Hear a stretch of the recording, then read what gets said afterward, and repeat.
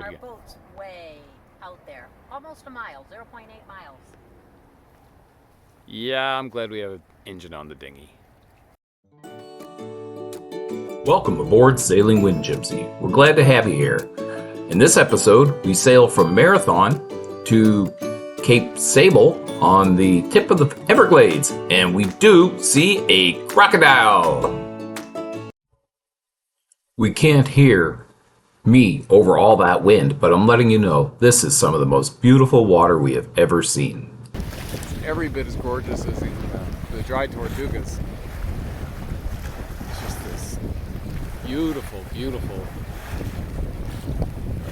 greenish, I don't even know the tones. And then the sky, it just goes on forever.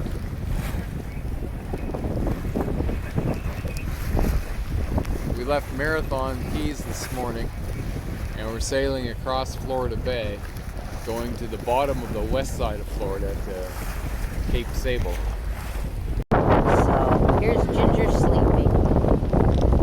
Here's Richard sleeping, holding on to the rope so he doesn't fall on Ginger. It's a little rolly out here, but it's beautiful. Nice sailing.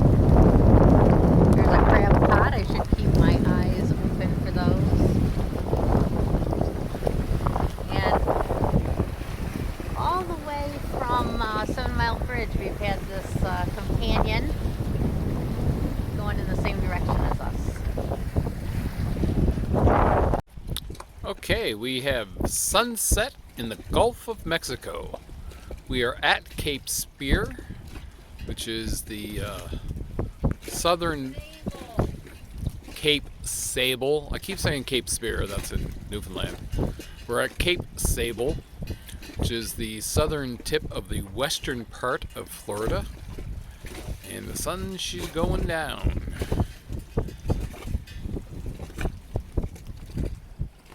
Just a touch left.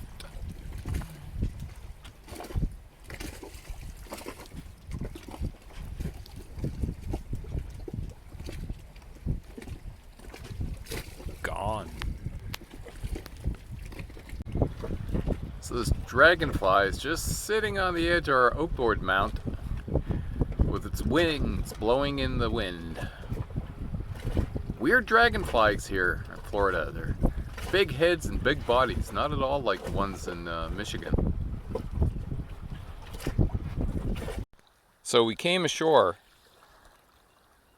in the Everglades here for Ginger to do her thing, and we could definitely see these two single lines. I said, oh, that's got to be a crocodile or an alligator or something.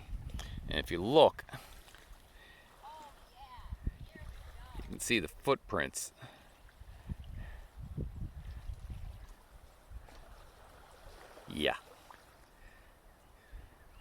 Yeah, I'm not spending a lot of time here.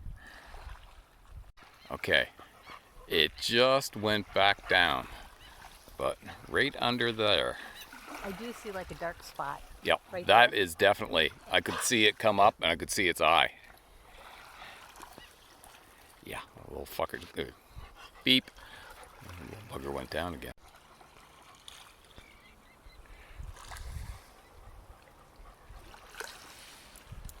That's a little close to our dinghy.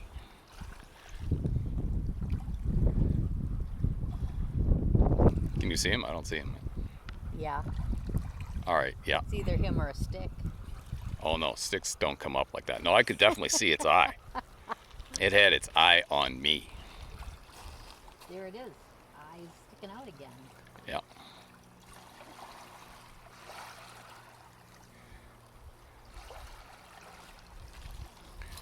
I'm just going to keep an eye on the shore. Make sure they don't Come dash up from behind two us. directions. Yeah, that's a good idea. Did you get a video of that Yeah, I did. crocodile trap? Yeah. Okay, you can see it better now. Look, its Yeah. eyes coming up.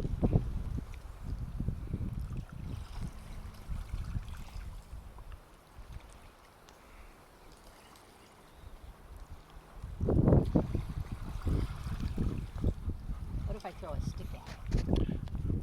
Well, that's a good question. It might go closer to our dinghy. right now. So I'll stick in that direction. It does say do not molest the wildlife. Okay, I'm hearing things over there, so we gotta go. This is the remains of the last person who molested a crocodile. And there we think is our little crocodile friend. Oh, there's no thinking, that's it. And there's our dinghy. Yeah. And is there a disturbance in the water over there? I don't see anything. Let's get the hell out of here. So when we went to shore, the area where we went had a lot of, old stumps, old mangrove stumps. And we found one clear area. So we're like, okay, well, let's go to the clear area. And the only thing is, I think that area was clear because that's where the crocodiles enter the water. We saw a couple of crocodile tracks leading from the trees across the shells, across the sand, and into the clear area where we had pulled up the dinghy. So we're going to go over here to the entrance of Lake Ingram. We saw a couple of boats over here. One of them sort of disappeared into the mangroves. Like, you see that little open area in between the broken trees? That's where the crocodiles like to go. When we were farther away, we thought these were nests in the trees, but they're pelicans in the trees. We had never seen pelicans in trees, but I guess they had to sit somewhere before they invented docks, right?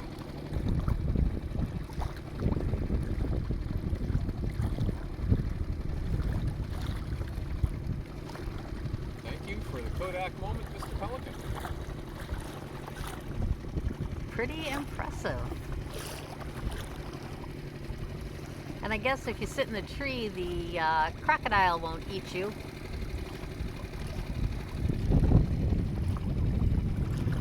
You dry out and warm up your feathers. And here's Ginger coming back from her potty break.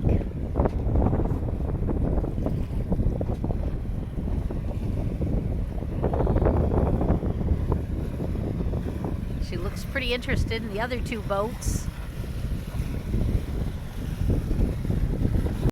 So we were taking Ginger to her morning constitutional, looking for a nice clear area of beach.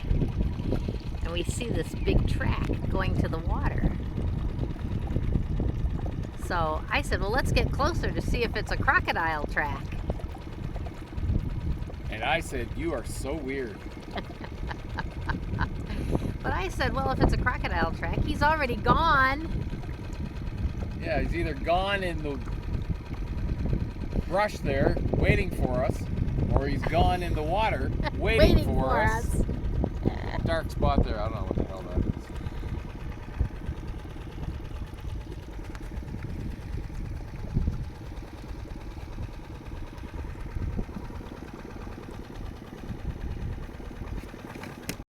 They're so small, I don't know if they'll show up.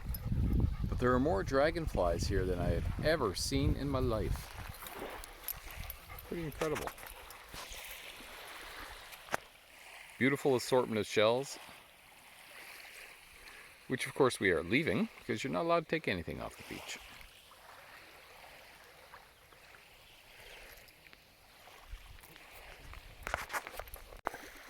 And here are my footprints from when I walked the dog the other day. 2 days ago, actually. Here we are on the middle cape. You can't see our boat from around the corner, our dinghy or our sailboat. There's a sailboat out there, that's not us. I'm going to turn around now. You probably won't be able to hear me because the wind is blistering, but look at the waves.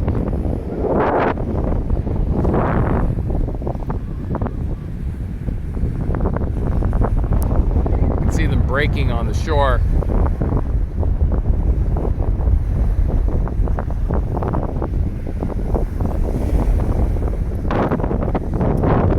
Somebody else's footprints with the dog, and another set of prints over there.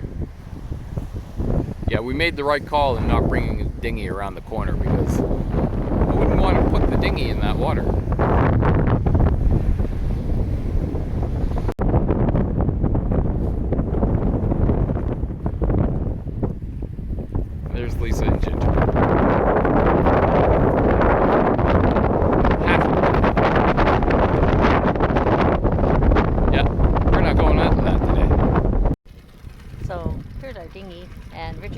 Ginger.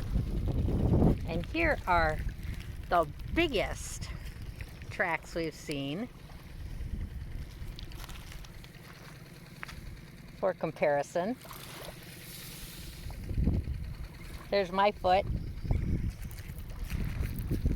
And this looks like we're might have come down the other direction.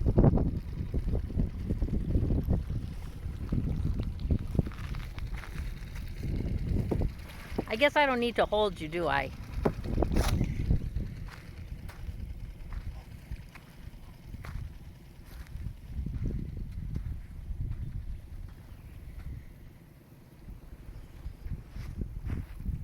would help. I'm kind of drifting here. Okay. And there definitely is like a crushed down spot in the grass here.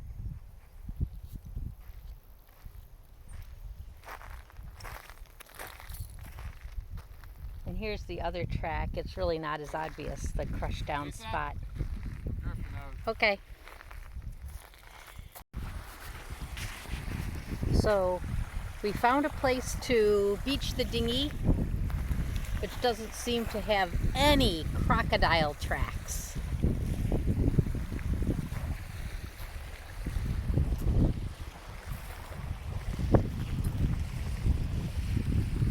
We did talk to the people on Seco out here, and they had come ashore and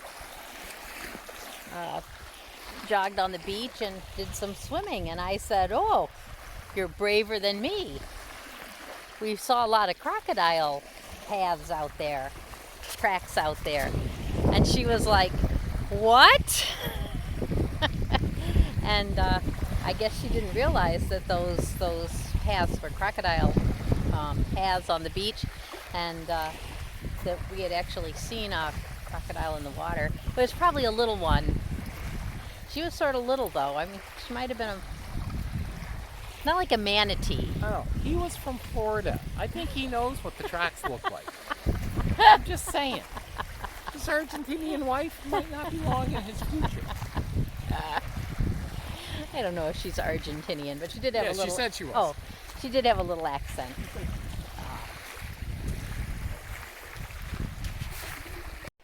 Here's some really good slithery crocodile tracks.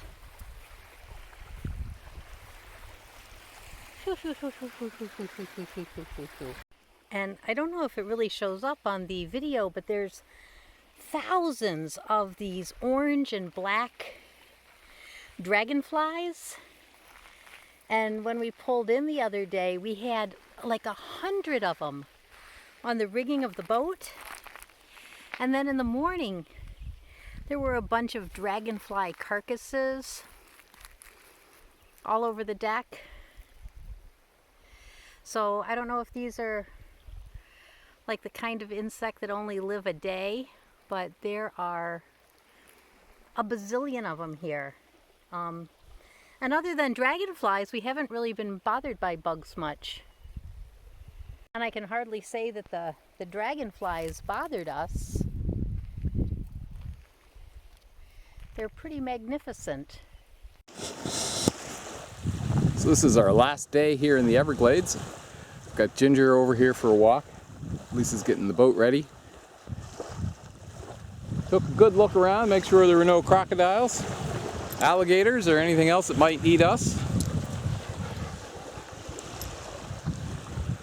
It's Friday morning, 9:01, engines off, sails are up, and we're sailing away from Cape Sable. Cape Spear's in Newfoundland. That was the middle point. Down that way was middle point, and we were anchored in here. Oh, you can see my finger. There you go. It was a nice anchorage. Wasn't too bumpy or anything. It's a little weird the way the boat would move, contrary to the wind. But just the water whipping around that point, I think, made some interesting motions with the tide and the current of the water. Who knows? Smarter people than me, but we've got the sails up. no problems today, unlike yesterday when they all came flying off the mast. Lisa's got everything under control. Ginger's got everything under control. There's a sailboat out there. He looks like he has everything under control, so it's going to be a good day. We're going to go to Marathon. The winds aren't right to take us to Channel 5. So instead of running the engine for 6 hours, we're going to sail. Sail for 10, yeah.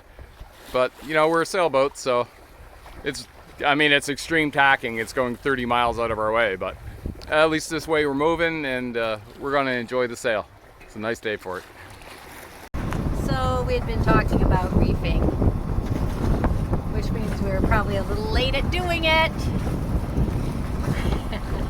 We did take down the jib though, because we didn't want to beat it to death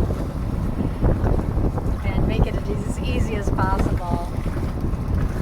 But we did it! Yay! Okay, we're coming back into the Marathon area. We're coming from the Gulf of Mexico towards the Atlantic Ocean. This is the old Highway 1 bridge, which, you know, we refer to as the Broken Bridge. Same as Bahia Honda. And of course the newer Highway 1 bridge, US 1. It's 60 feet tall, as Lisa said in our other videos. We've got lots and lots of space.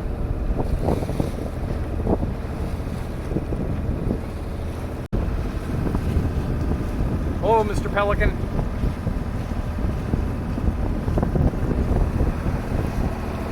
Birds keeping guard.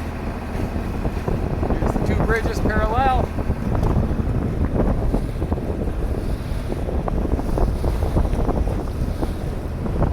People like to fish around the bridges. 66 feet on the board. There it is. Say hi, Lisa. Hi! Where are you? I haven't got you yet. There you are. Hi! So Richard got it into his head that we were going to explore this little channel outside of the Boot Key Harbor entrance. We couldn't do this great adventure without the help of John and James Brawley, Hunter Woods, Zach Cupp, and Greg Hall. And thanks to our viewers. It's encouraging to think that these videos might inspire, encourage, entertain, or maybe even just amuse you.